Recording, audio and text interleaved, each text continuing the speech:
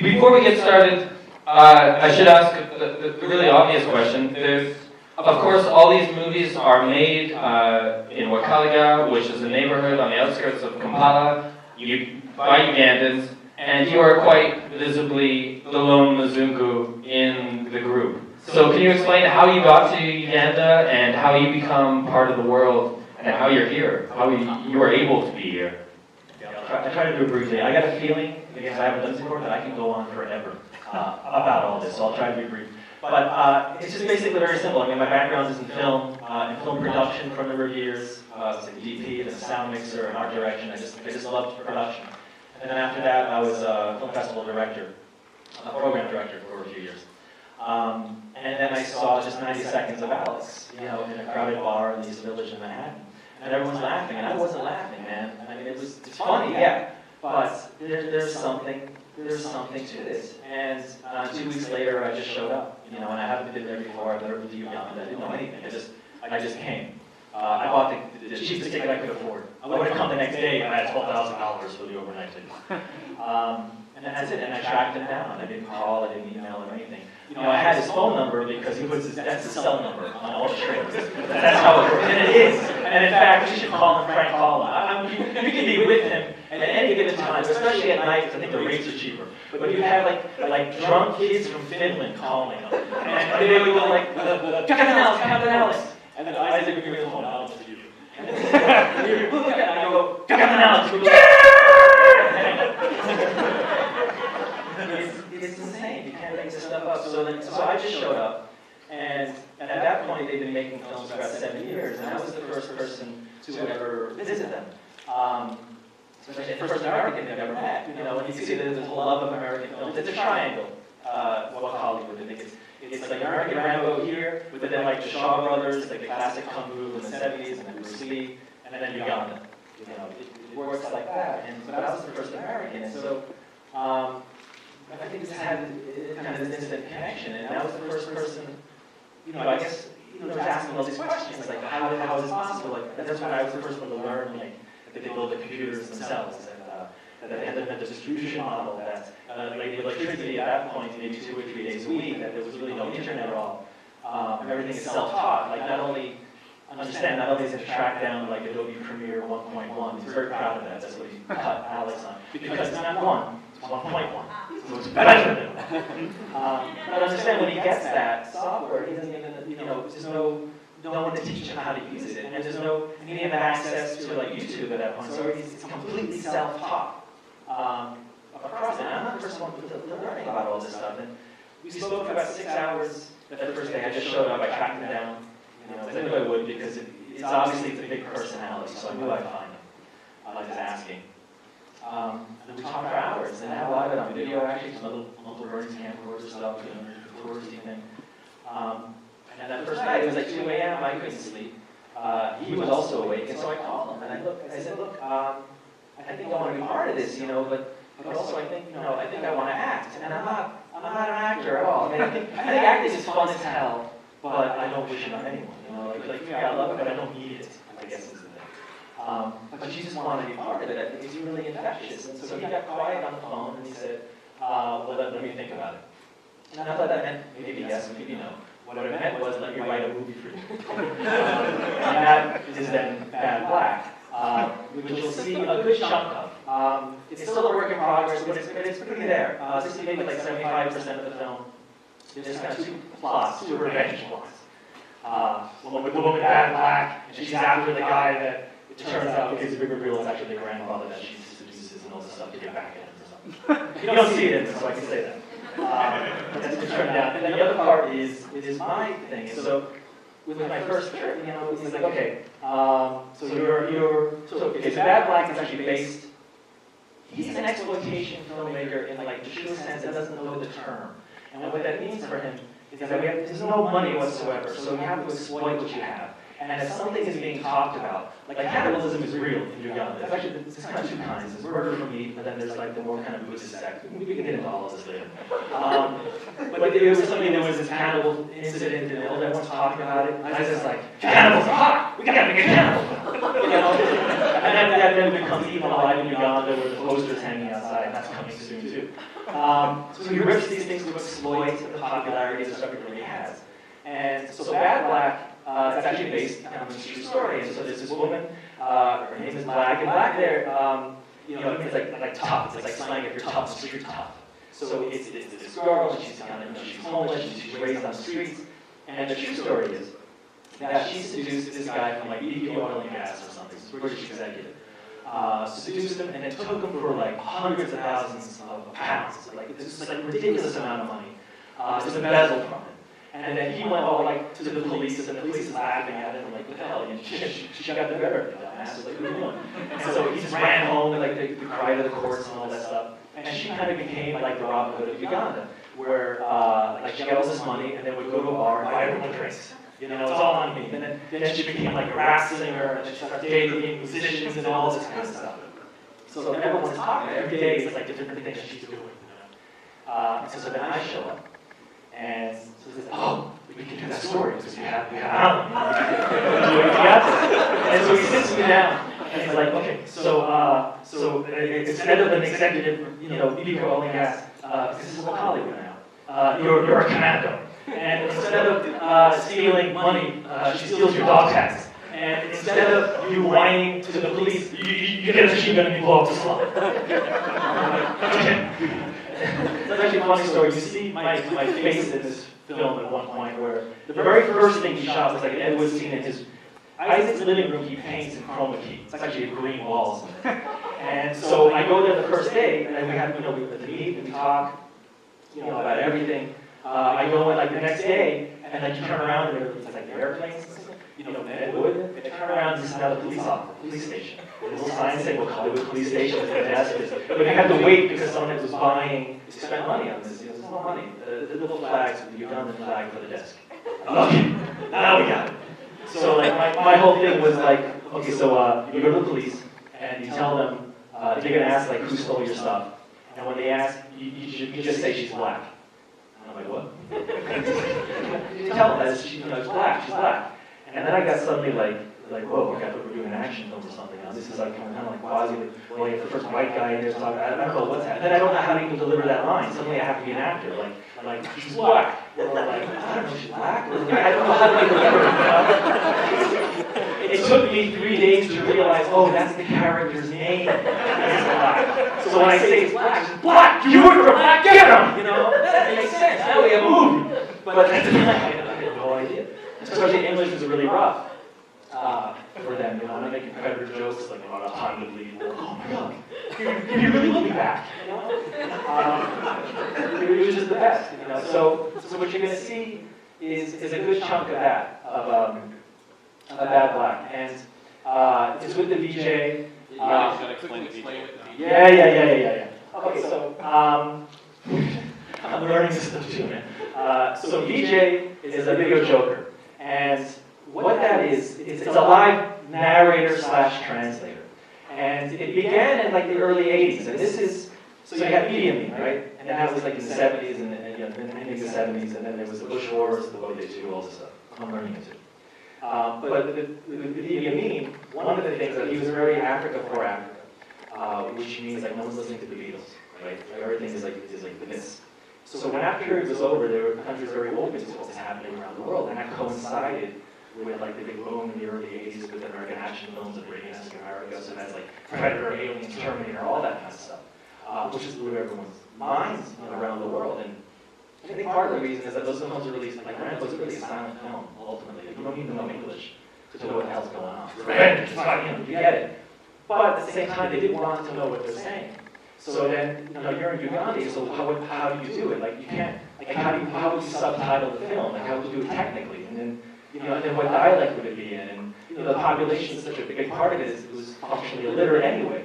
So someone had the idea of a VJ, which is like this live narrator. So it would be very much like this. Like, you have the film, and the guy narrating what's going on. The catch is, he didn't know either. So it quickly became this complete comedy act. And I saw Air Force One, and apparently Harrison Ford the president slept with Gary Oldman's wife. And it makes complete sense when you hear it like this. And they know it's a joke, But it's just this complete comedy thing. And I've seen Captain Alex they call it video halls. It's a dirt floor, some handmade benches, cardboard walls. Like 120 people in a space like this, standing on the benches, jumping up and down, in pouring rain, with no electricity, so they have a diesel generator running the movie and everything, screaming as the DJ is doing the movie. Like, I have this on video, like absolutely insane. They love for it. They've been doing it like over 30 years. It's a whole tradition. And it's Ugandan. Like it's not Kenyan, Tanzanian, Nigerian, anything like that. Though it's spreading. It's spreading to here. But it's distinctly Ugandan. And as far as I'm aware, I'm the first one to translate it, to figure out what they're saying in English. And so, and the one actually did that. It's just fucking insane. I mean, it's absolutely brilliant. So, we fought for that for Alex, and it was really rough because Emmy, the DJ, who's now a super rock star in Uganda. I should show you photographs on the laptop where you have him with the dirt floor and a thing like this. Like 3 weeks later after Alex and music got big, he's playing in like Studio 54, like for real. Like the screen is like this, the women are all around him. Like he bought a car and it's not for driving, it's just for the chicks. Like, it's true. I can't call him anymore. I know him with that hill usually on Tuesday. He's completely a rock star now. But so we translated it first into English. And so Bad Black, you're going to see that. And that's part of what this work in progress is, because it's a little tough, because it's a dialogue, meaning the VJ's cool, but you don't want too much of it because you want to watch the story itself, tell its own story. At the same time, it's a great push. So part of it, for me, the fun and interesting is it's a bit of a process. But I think we're pretty good. So we have that. But the other thing we're going to have is 10 minutes of another film called Crazy World, or Wakaliwood. And that is a child kung fu film with the children. Uganda's done this kung fu action stars. Now, it sounds crazy because of action, insanity, but these are actually deeply personal films. You just don't know. But that's where I come in. Like with Crazy World, with the child kung fu film, that film came about because I sat down with Isaac to kind of get serious about the future, because at that point we were going to launch a Kickstarter. And I said to him, if this works, even a little, it's public. And what that means is anyone in the village will know, or at least think, that you may have $10,000 under your mattress. And we don't know what that means. There's no paradigm for this. This song like this is getting money overnight. We don't know. Do you want to do this? I think privately, we can get some money to help, do fundraisers, all that stuff. We don't have to do Kickstarter. But Isaac is very much like, no, we have to do Kickstarter. Because the world needs to know that we're loved and that Uganda makes movies, and people in Uganda need to see that the world supports it, even if it doesn't support itself. So he was very for it. But then there is a real issue with that. And so he had the idea, like, well, if I cast my own children, his son is named, this is Isaac Nabwana, his son is Isaac Newton, like for sure, for real. So we had Isaac Newton, who was like 7, youngest daughter is like 4, and then the oldest daughter is like 8, I think, 9 now. And we have his children, and then children of the other actors, and we have them be like kung fu and fighting on screen. Maybe someone will think twice before kidnapping. And that's for real. And that's like what's going on, And he says, because the people who are going to try to kidnap him aren't going to be very smart anyway. So this will probably be enough. It's true. So you're going to see the opening scene from that. It's about 10 minutes. What's interesting there is that there's no DJ, so it's a comparison. Yeah, and then before that, there's a bunch of clips, stuff, blowing things up, props. Okay, so we should watch some stuff, but the very last thing we should say is that after the movie, we're doing a live Skype to director Isaac Nabwana in his home in Uganda, in Wakaliwood. And it'll be about 5 in the morning, so we're waking him up. We don't know who's going to be with them. Maybe a whole crew, maybe the kids, maybe just him, we don't know. It's just him. We were just doing a Skype test with them, and it's like 3 in the morning, and now it's going to be like 5 in the morning, so I don't know how that's... It'll be great.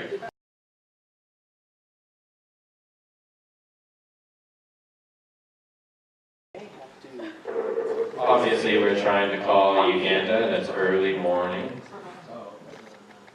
Anyway, I hope you guys have all had a blast with this crazy business. That Black, that's not the complete film. There's some chunks missing from the film, right? Yeah, so the other subplot, one is my revenge thing. And the other one is what it is that G. So that's Dowd in the South. So he's the commando in the other film. He plays the asshole in Bad Black. He's also the guy who builds the weapons and the helicopter.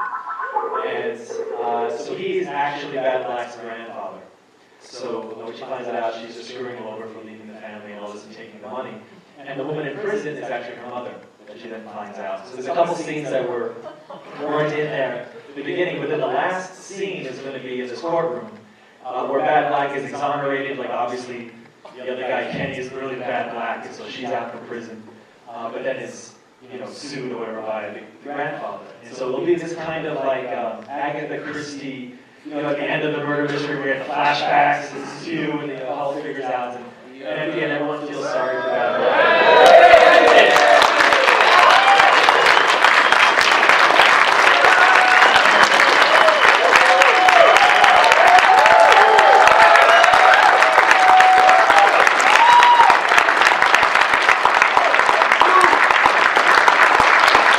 And then Mama Rachel, that's his wife, who shows us some of the editing.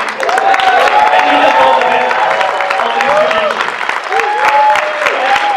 Also doing children. Isaac Newton. That's Rachel, the little star. And E.T., I'm sure, is coming, the youngest. Oh, there's that's Chinabo.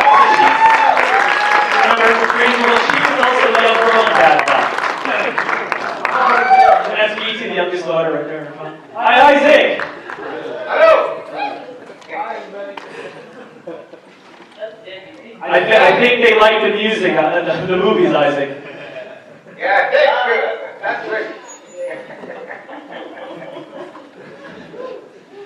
Wait, so what time is it there? Yeah, it is 5, it is 10, I think it's 10 to 6. See, she's wearing the Wakaliwood shirt, I see. Yeah. Even David. Yeah. Also this one.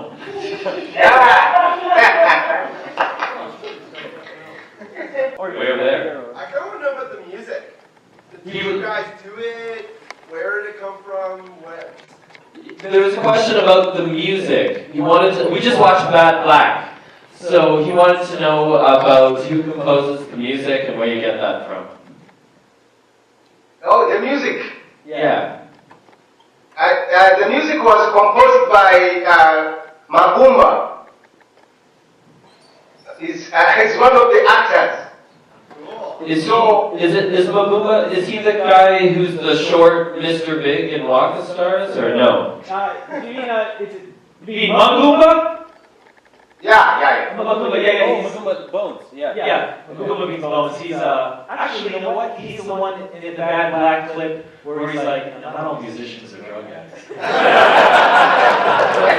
That's very good. Oh yeah. He's also one of the painters for our posters. Awesome. Anybody else? Okay, What's your favorite movie? yeah. A movie like just actually in general or his own? In general, like not of its own. Okay, Isaac. Apart, not your movies, but what's like your favorite movies? Yeah, there are so many favorite movies I've got. I have like The President's Man is one of them. Like the also those movies of Buster Keaton. All of them are crazy for me. There are so many movies which I like. There's a movie of James Bond, Wild Geese. Yeah, Wild Geese. Wild Geese was also great. There are so many. Commando, Schwarzenegger, is also one of them. Charlie Chaplin, Charlie Chaplin. Yeah, Charlie Chaplin is huge now. Yeah. Tell us what the Buster Keaton Super Commandos are. The Uganda video, the one you did with the VJ of the general. Yeah, so I brought over some Buster Keaton films because I knew they would love them. You just see. And it went huge. And so we had, I brought the General, and then Emmy did the VJ for the General, but in Uganda. And it just went huge. And then people started looking for other films. And so we're sitting, we could be sitting here in this room. Isaac, is this the editing room? Where you are? This is no. This is next. The next editing room is next. Okay. This is the system. Yeah. Okay, this is because I said the editing room. Looks like the editing room. The editing room is also the police station. It's the bank teller in the beginning. But then once they saw some Western Keaton, they looked for everything. And so we're sitting with Isaac, and then they're selling bootlegs of Charlie Chaplin, like they'll do in Uganda. And this happened like a week later, and Chaplin and Keaton are massive. Any other questions? Right there? Sure. Yeah. Yeah, if you get the chance to do a Hollywood picture, are you going to do it? Somebody from Hollywood just says, hey, here's the budget, do it. The question was, if somebody from Hollywood said, hey, will you make a movie for us? Here's the budget. Would you do it? What would you do? What Marvel movie? The truth is, if someone says, can you make a movie? Yes, I can make a movie. What would, if you had, a big budget like that, what would you like to do? With a big budget, but it depends on what you, in fact, the script. It's not the budget, but it's the script first. I have to think of the script first before the budget. Because always we improvise. If there's no money, we improvise. So if there's money, then we buy the exact things which are needed. Ask him if there's a movie he would like to remake. Would there be, is there a movie you would like to remake? The movie, that would be Commando.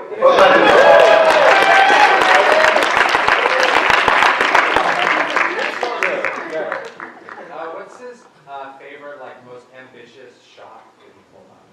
The question was, what is the most ambitious shot that you've done for a film, or the one you're most proud of? Yeah, I think the one which is most famous, the destruction of Waka's house. Because when I was doing that, I thought a lot of things from it. When the plane crashes with a building, yeah, I think that is the most famous even here. From Captain Alex. Yeah.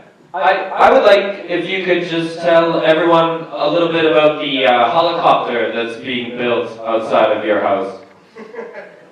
Yeah, the aircraft is going to be in the next movie. Yes, we are building it from scraps.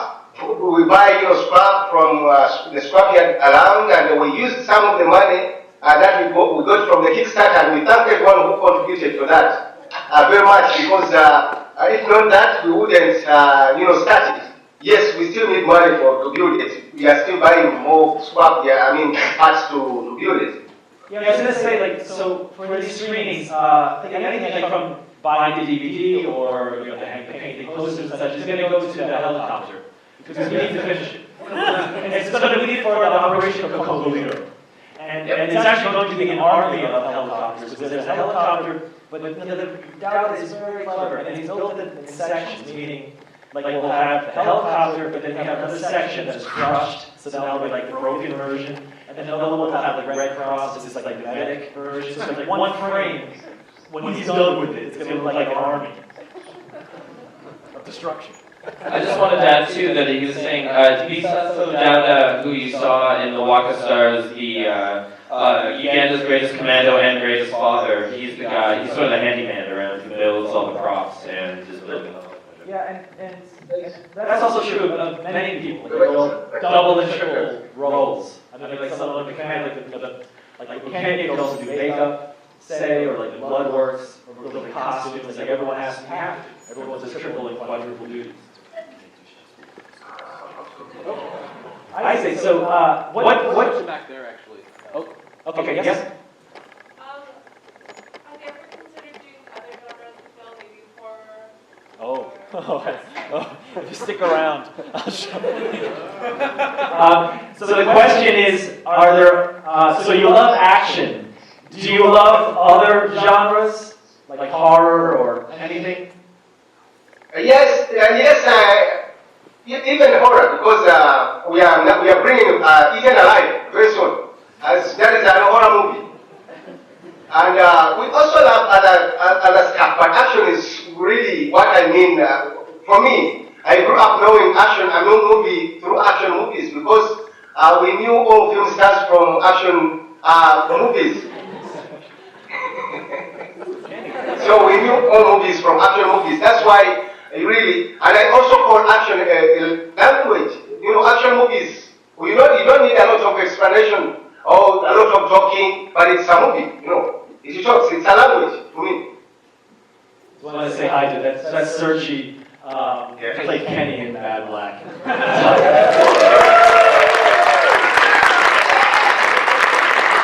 one of the actors.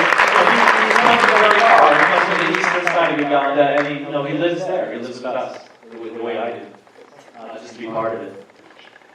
So Isaac, we see the Waka Stars there.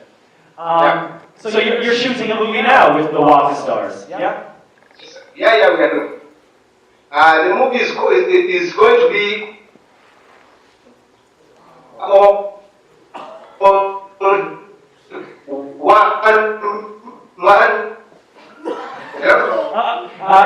Can you say it again? Yeah, we are doing a movie, and that movie is going to be called $1 Million Kid. And what is it about? Yeah, it's a crazy one. It's a crazy movie because it's about a kid who mistakenly picked a bag, a white man's bag, which had $1 million in it, and the white man went with a bag of this kid with a gourd in it, but that gourd was supposed to make wealth for the other person. So when the kid took the the bag, he started, in the bag there was a lot of money, and there was also technology, which was already brought by the white man to the president, and that technology was dangerous with the robot called Kasumali, which was one-man army, which could represent the whole arm of Uganda. So he took that dangerous arm with him, and he started using that technology. So it has Uganda's first robot. Yeah, called Kasumali. It's Kasumali. Yeah. Yes, question?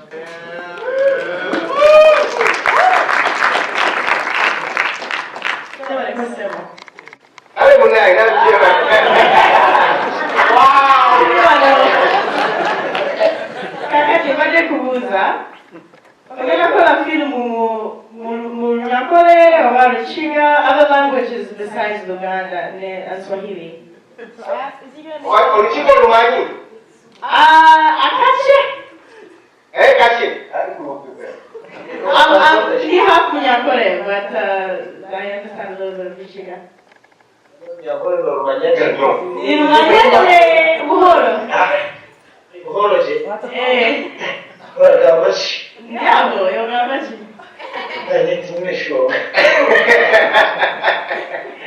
So we can speak, or we have a lot of people from all over the country. That was called Apollo from Muchiga and Ankole land, and we have also Buya and others. So we can also do a movie in any other language. So you're planning on making more movies in other languages? Of course, yes. That's why we also put on VJ. We might use a VJ, a Munyakole VJ, or a Muchiga VJ, or but we are also planning to use a Luo VJ that would go up to north. Wow. Thank you.